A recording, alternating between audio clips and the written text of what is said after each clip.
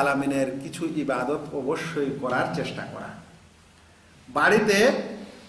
বাড়িতে বসবাস করার একটি আদব হচ্ছে যে বাড়িতে অবশ্যই কিছু ইবাদত বন্দেগি করা। নিজ বাড়িতে শুধু থাকার ও খাওয়ার না করা, কিছু অবশ্যই ইবাদত বন্দেগি ওই বাড়িতে করা।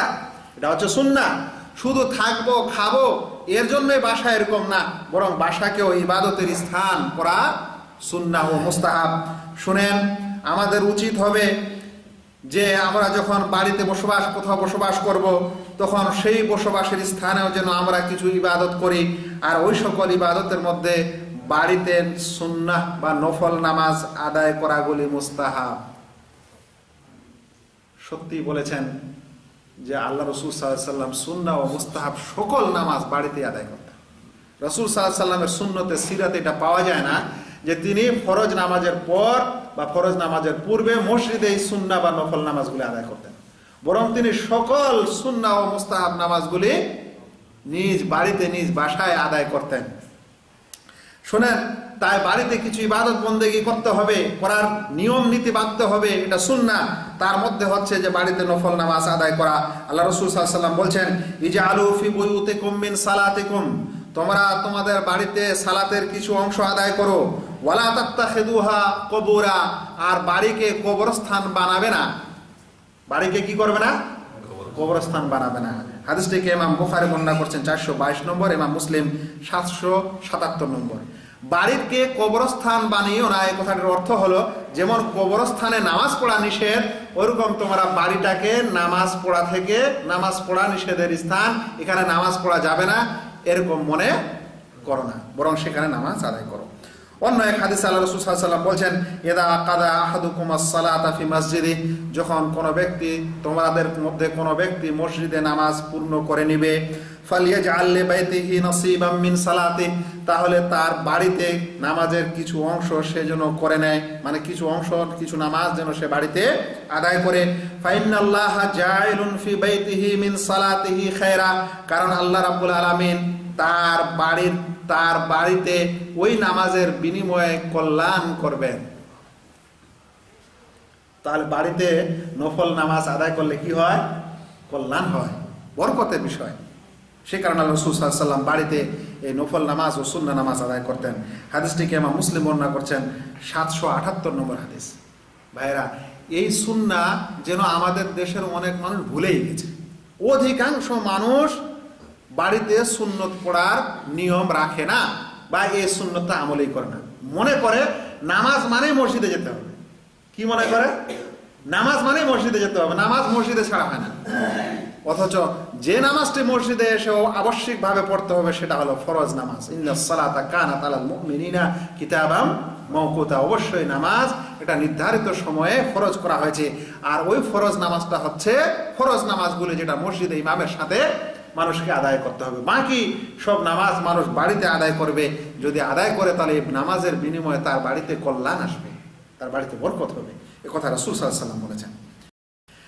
বাড়িতে ইবাদত বন্দেগি করতে হবে, যেমন নফল নামাজ আদায় করা উচিত, তেমন বাড়িতে কিছু তেলাওয়াত, কোরআনের তেলাওয়াতও করা উচিত এবং মুস্তাহাব কাজ। ইবাদতের মধ্যে তেলাওয়াত হচ্ছে কি? কোরআনের তেলাওয়াত হচ্ছে একটি ইবাদত। এই ইবাদতও যেন বাড়িতে করা হয়, কিছুটা হলেও যেন করা হয়। কারণ কি শুনেন, ইবনে ওমর রাদিয়াল্লাহু তাআলা আনহু থেকে হাদিসটি বর্ণিত, তিনি বলেন, লা তাজআলু বুয়ুতাকুম মাকাবির ইন্নাশ শাইতানা ইয়ানফিরু মিনাল বাইতিল্লাযী ইউকরাউ ফীহি সূরাতুল বাকারা, তোমরা তোমাদের বাড়িকে কবরস্থান বানিয়ে নিও না, অবশ্যই শয়তান পলায়ন করে ওই বাড়ি থেকে যে বাড়িতে সূরা বাকারা পাঠ করা হয়। যে বাড়িতে কি পাঠ করা হয়? সূরা বাকারা পাঠ করা হয়, সেই বাড়ি থেকে শয়তান কি করে? পলায়ন করে, পালিয়ে যায়। হাদিসটিকে ইমাম মুসলিম 780 নম্বর হাদিসে বর্ণনা করেছেন। ভাইরা, তাহলে বাড়িতে যেমন সুন্নত নামাজ আদায় করলে বরকতের বিষয় আছে, তেমন বাড়িতে তেলাওয়াত করলেও কি আছে? শয়তান বাড়ি থেকে পালায়। ভাই, বাড়িতে নামাজ পড়ার অনেক লাভ আছে, তার মধ্যে যেমন এই লাভগুলি আছে, তেমন পরিবারের মানুষ আপনাকে দেখবে যে আমার বাবা, আমার পিতা, আমার বড় ভাই বা ইত্যাদি সে নামাজ আদায় করছে, তখন তাদের অন্তরে কি হবে? তখন তাদের অন্তরে এটা ভাবনা জাগবে, তারা এটা ভাববে তাদের মনে এটা আসবে যে তারা আমাকেও নামাজ পড়া উচিত। তিনি কোরআন শরীফ পাঠ করছেন আমার বাড়ির বাবা, তাহলে আমাকেও এখানে কি করা উচিত? কোরআন মজিদ পাঠ করা উচিত। এগুলা দেখে দেখে পরিবার ইসলাম শিখবে এবং ইসলামের বিধান আমল করতে শিখবে। আর যদি বাড়িতে এগুলো না করা হয় তাহলে ছেলে পেলে ইত্যাদিরা আর শিখবে না। আর এই কারণেই অনেকেই শিখে না। ভাইরা, এটা ছিল বাড়িতে ইবাদত, বাড়ির মধ্যে কিছু ইবাদত করা, এটা হচ্ছে মুস্তাহাব কাজ। একটি প্রশ্ন হলো যে কেউ বাড়িতে তেলাওয়াত করে না কিন্তু টেলিভিশনের মাধ্যমে বা রেডিওর মাধ্যমে বা আজকাল মোবাইল ও ইন্টারনেটের মাধ্যমে তেলাওয়াত শুনে, তাহলে কি এই বরকতটা হবে না হবে না? নাকি ভাই? আজকালে দেখা যায় মানুষ যে নিজে তো তেলাওয়াত করে না কিন্তু কি করে দেয়, মোবাইলে ডাউনলোড করা আছে সূরা, চালু করে দিল, বা টেলিভিশনে চ্যানেল আছে কোরআন মজিদের, ওটা চালু করে দিল, দিয়ে করে, তাহলে হবে?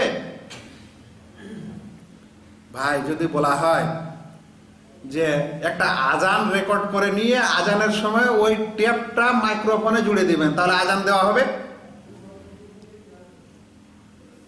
উত্তরটা দেওয়ার আগে আমি আপনাদের একটা সামঞ্জস্যপূর্ণ উত্তর দিতে চাচ্ছি যে যদি কোনো মানুষ মনে করে যে সূরা বাকারা পড়তে বলা হয়েছে, এত বড় লম্বা সূরা, শয়তান ভাগানোর জন্য কতক্ষণ ধরে পড়বো, সময়ও নাই, তাহলে এমনি এটা সূরা বাকারা চালু করে দিয়ে শয়তান ভেগে যাবে। তো যদি কেউ এরকম মনে করে তাহলে তাকে প্রশ্ন করা উচিত যে ভাই, ধরে নেন আজানের সময় হয়েছে আর নিজে আজান না দিয়ে আজান ইতিপূর্বে দিয়েছে, তাই ওটা রেকর্ড করে রেখেছে, আর ওই রেকর্ডটা এসে মাইক্রোফোনে ছেড়ে দিয়েছে, এখন কি এটা আজান দেওয়া ধরা হবে? কারণ হবে না। সে আজান প্রত্যেক ব্যক্তিকে দিতে হবে, যে মুয়াজ্জিন তাকে স্বয়ং কি দিতে হবে, আজান দিতে হবে, তাহলে আজান দেওয়া ধরা হবে। নচেত ওটাকে আজান দেওয়া হলো, ওটা তো আজান ইতিপূর্বে দেওয়া হয়েছে। তাই কোরআন ইতিপূর্বে তেলাওয়াত করা হয়েছে কোথাও, আর ওই তেলাওয়াত কোন স্থানে হয়েছে না হয়েছে ওটা আল্লাহ মালুম।